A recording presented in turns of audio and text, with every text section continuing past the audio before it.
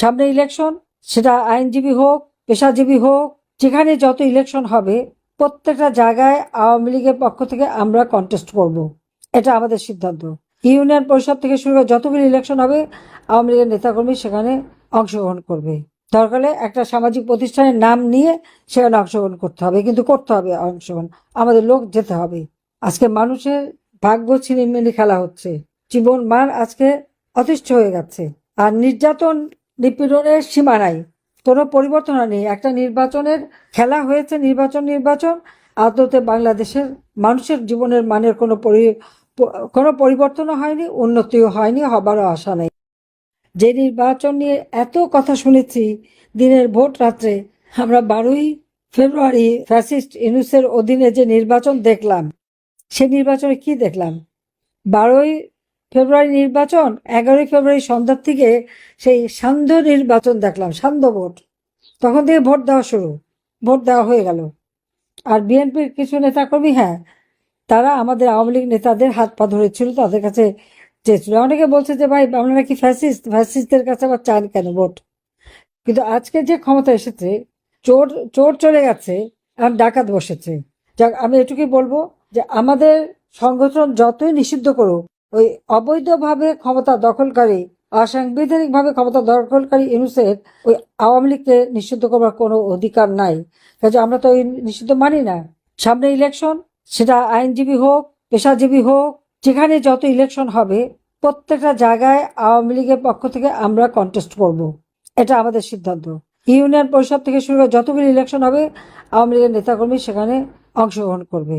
দরকার হলে একটা সামাজিক প্রতিষ্ঠানের নাম নিয়ে সেখানে অংশগ্রহণ করতে হবে, কিন্তু করতে হবে অংশগ্রহণ, আমাদের লোক যেতে হবে। আজকে মানুষের ভাগ্য ছিনিমিনি খেলা হচ্ছে, জীবন মান আজকে অতিষ্ঠ হয়ে যাচ্ছে, আর নির্যাতন নিপীড়নের সীমা নাই, কোনো পরিবর্তন হয়নি। একটা নির্বাচনের খেলা হয়েছে, নির্বাচন আদতে বাংলাদেশের মানুষের জীবনের মানের কোনো পরিবর্তনও হয়নি, উন্নতিও হয়নি, হবারও আশা নেই। একমাত্র আওয়ামী লীগ ছাড়া বাংলাদেশের মানুষ, সাধারণ মানুষের কথা কেউ বলবে না। আওয়ামী লীগ ছাড়া মানুষের জীবন মান উন্নতি করবে না, একথা বলতে পারবে না কোনো জায়গা থেকে কোনো কমতি রেখেছি। তাহলে অপরাধটা কি করলাম আমরা? মানুষ তুলনা করে দেখুক না। ফ্যাসিস্টকে আওয়ামী লীগের লক্ষ লক্ষ নেতা কর্মীর বিরুদ্ধে মামলা, হাজার হাজার নেতা কর্মী জেলখানায় তাদের উপরে অকথ্য অত্যাচার নির্যাতন চলছে। নির্যাতন করে করে তারা মেরে ফেলে দিচ্ছে। প্রায় 150 মতো নেতাকর্মীকে হত্যা করেছে, 11 জন সাংবাদিক হত্যা করেছে, আইনজীবী হত্যা করেছে, পা বেঁধে বেঁধে ঝুলিয়ে পুলিশকে হত্যা করেছে। আর বলছে পুলিশের হত্যার বিচার হবে না।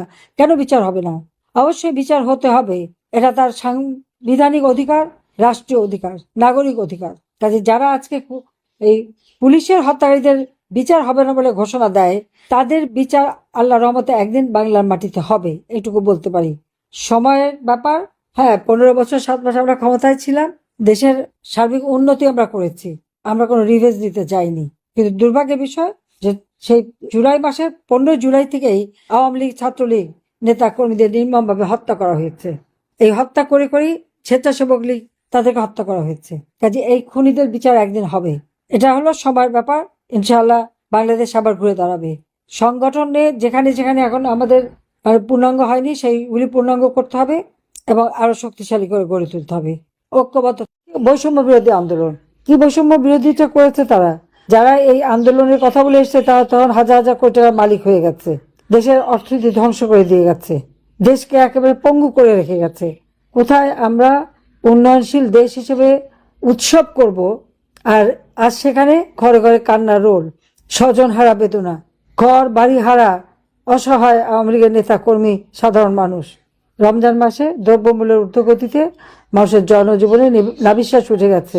ইউনূসকে এদেশের মানুষকে একবেলা ইলিশ আর একবেলা খাসির মাংস খাওয়াবে, আর এখন মানুষ একবেলা ভাত পায় না, খাবার পায় না। ওএমএস এর ট্রাকে খাবার দিতে যেয়ে সেখানে দেখেছে একজন বোন পড়ে আছে মাটিতে। মানুষের যে এই হাহাকার তো ছিল না, আমরা তো সেটা দূর করেছিলাম।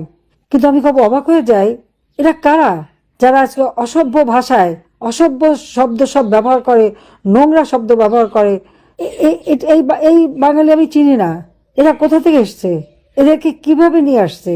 এই ধরনের নোংরা কথা বলা, আর মা বোনদের উপর অকথ্য অত্যাচার নির্যাতন, সংখ্যালঘুদের উপর অত্যাচার, আর আওয়ামী লীগের তো নেতা কর্মী কেউ বাদ যাচ্ছে না। তারপর চাঁদাবাজি, ঘুষ, দুর্নীতি, মাস্তানি প্রতিনিয়ত চলছে। আমি জানি না আমি বেঁচে গেছি, বারবারই এভাবে আঘাত আসে, আমি বেঁচে যাই। হয়তো বেঁচে আছি বলে সকলের সাথে কথা বলার সুযোগ পাচ্ছি, যোগাযোগ করার সুযোগ পাচ্ছি এবং দূরের থেকেও যতটুকু পারি সাহায্য করে যাচ্ছি।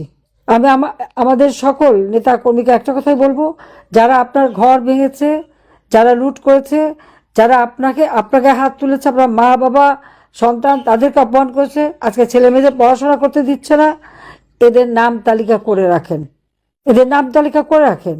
ইনুস তো বিদায় নিয়েছে, কিন্তু তার বিচার হবেই, সে ধরা খাবে। এবং যে প্রভুদের পদলেহন করতে যে যাদের পয়সা নিয়ে আজকে আমার দেশটাকে ধ্বংস করলো, তাদের হাতেই ধরা খাবে। আপনারা দেখবেন এত অন্যায়, এত অবিচার কখনো সহ্য করা যায় না। কাজে আমি এটুকু বলবো যে আজকে সবাইকে ঐক্যবদ্ধ হতে হবে। আজকে নির্বাচনে নৌকা নাই, আমার দেশের মানুষকে ধন্যবাদ জানাই। আমরা বলেছিলাম যে নৌকা নাই, কেউ ভোট দিতে যাবেন না। সেখানে আপনাদের কাছে শুনলাম এখানে 20% ভোট পড়ে নাই, কিন্তু এই ভোটকে তারা 59% দেখিয়ে দিয়েছে। যেখানে নির্বাচন শুরু হতে না হতে 7:30টায় নির্বাচন শুরু, ভোট দেওয়া শুরু, 11:30 পর্যন্ত, 12টার দিকে বললো 14% ভোট পড়েছে, কিন্তু এরপরেই সেই 14% ভোট হয়ে গেল 59%। কিভাবে কারচুপি করা যায় সেটা একটা দৃষ্টান্ত দেখালো। ক্ষমতা আসার জন্য মানে পুলিশ থেকে শুরু করে আওয়ামী লীগ নেতা কর্মী এদেরকে, এমনকি আনসারের সদস্য তাদেরকে হত্যা করেছে, 7.62 বুলেট ব্যবহার করেছে। কোথা থেকে এসছে অস্ত্র সেটা তদন্ত হবে না, পুলিশ হত্যার বিচার হবে না। কি মামাবাড়ির আবদার, বিএনপি ক্ষমতা এসেই তার স্বরাষ্ট্রমন্ত্রী ঘোষণা দিল পুলিশ হত্যার বিচার হবে না। আর ইনুস তো যারা এই হত্যাকাণ্ড ঘটিয়েছে তাদের ইনডেমনিটি দিয়ে গেছে, কিন্তু কেন বিচার হবে না? এই ইনডেমনিটি দায় মুক্তি দেওয়া যাবে না, সব হত্যার বিচার করতে হবে, তদন্ত করতে হবে। আমি জুডিশিয়াল এনকোয়ারি কমিশন গঠন করে দিয়েছিলাম, ইনুস তদন্ত করতে দেয় নাই। কেন দেয় নাই? কারণ এই সমস্ত হত্যাকাণ্ড, অগ্নিসন্ত্রাস সে নিজে করিয়েছে বলেই এটা তদন্ত করতে দেয়নি। উপরন্তু সেই জজ সাহেব যাদের নেতৃত্বে আমি জুডিশিয়াল এনকোয়ারি কমিশন গঠন করেছিলাম সেই 18 জুলাই, তাদেরকে কিন্তু চাকরি থেকে বের করে দিয়েছে। কত বড় ভিনডিকটিভ! এবং মানুষ যখন অন্যায় করে, অন্যায়ের যে একটা চিহ্ন রেখে যায়, এটাই তার প্রমাণ যে ইনুসের দুর্বলতা, সে যে অপরাধী, সেই জন্যই এই ব্যবস্থা করেছে। সে যদি সততা থাকতো তো এনকোয়ারি সে করতে দিত। কাজে এর বিচারও একদিন ইনশাল্লাহ হবে। বেঁচে যখন গেছি আমি একদিন অবশ্য আমি তো খুব শিগগিরই ফিরে আসবো। আর তারপরে এখন থেকে আমার প্রচেষ্টা যে আপনারা যারা যারা আপনাদের ঘর বাড়ি জ্বালিয়েছে, পুড়িয়েছে, অত্যাচার করেছে, প্রত্যেকের বিরুদ্ধে মামলা দেবেন। মামলা যদি থানায় না নেয় অনলাইনে দেবেন, অনলাইনে না দিলে রেজিস্ট্রি করে দেবেন, কিন্তু একটা দিয়ে রাখবেন, কারণ এগুলি ধরার জন্য এটা প্রয়োজন হবে সেই সময়। আর খুনের মামলা তো আমাদের হয় না, ইনশাল্লাহ বিচার হবে। যাও, সবাই ভালো থাকেন, আমি দোয়া করি। আর প্রত্যেকটা যার যতটুকু সামর্থ্য আছে আমাদের দুঃখী মানুষের মাঝে একটু ইফতারি পৌঁছে দেবেন। এবং বাংলাদেশে দিচ্ছে বিভিন্ন এলাকায় আমাদের বিভিন্ন সংগঠনের পক্ষ থেকে, তাদেরকে আমি ধন্যবাদ জানাই যে তাদের এই যে মানুষের পাশে দাঁড়ানো। কারণ আমাদের একমাত্র শক্তি মানুষ, এটাই বিশ্বাস করবেন। কাজে আজকে সবাইকে, আমাদের মা বোন ভাইরা এখানে যারা আছেন, ছোট শিশুরা, সবাইকে আমি দোয়া করি ইনশাআল্লাহ একদিন এই কালো মেঘ কেটে যাবে, নতুন সূর্য উদিত হবে, আবার বাংলাদেশের মানুষ মাথা উঁচু করে দাঁড়াবে, মাথা উঁচু করে চলবে। 2041 সালে স্মার্ট বাংলাদেশ ইনশাআল্লাহ আমরা গড়ে তুলব। সবাইকে ধন্যবাদ। জয় বাংলা, জয় বঙ্গবন্ধু।